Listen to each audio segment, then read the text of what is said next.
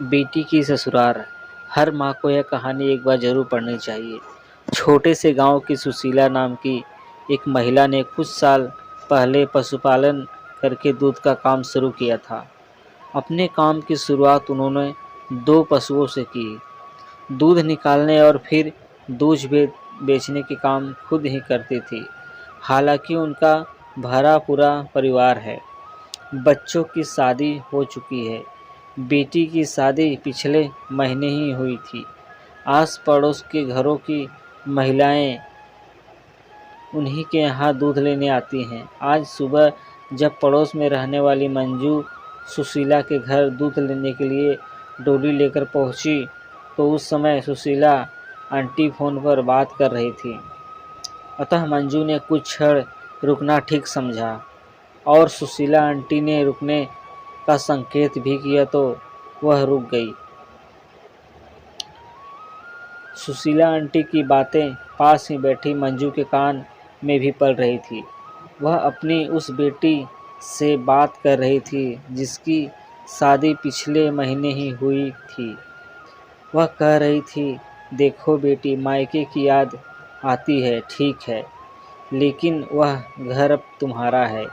तुम्हें अपना सारा ध्यान अपनी ससुराल की खुशी के लिए लगाना है और बार बार फ़ोन मत किया करो।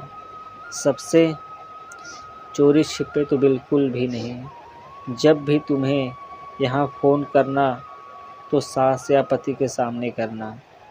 पति की खुशी में ही पत्नी की खुशी होती है।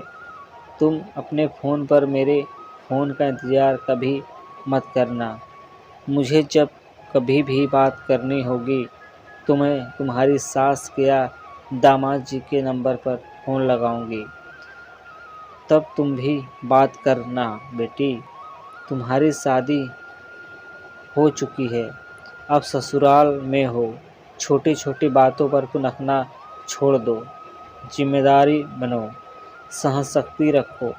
अपना घर कैसे चलाना है, तीज त्योहार कैसे करने हैं, यह सब अपनी सास से सीखो। हर घर के अपने तौर तरीके होते हैं।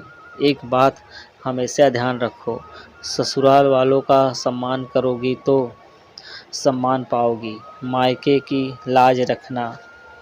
ठीक है, सुखी रहो। सुशीला की यह सारी बात सुन रही मंजू ने प्रशंसा के भाव में कहा, बेटी को बहुत सुंदर समझाया आपने।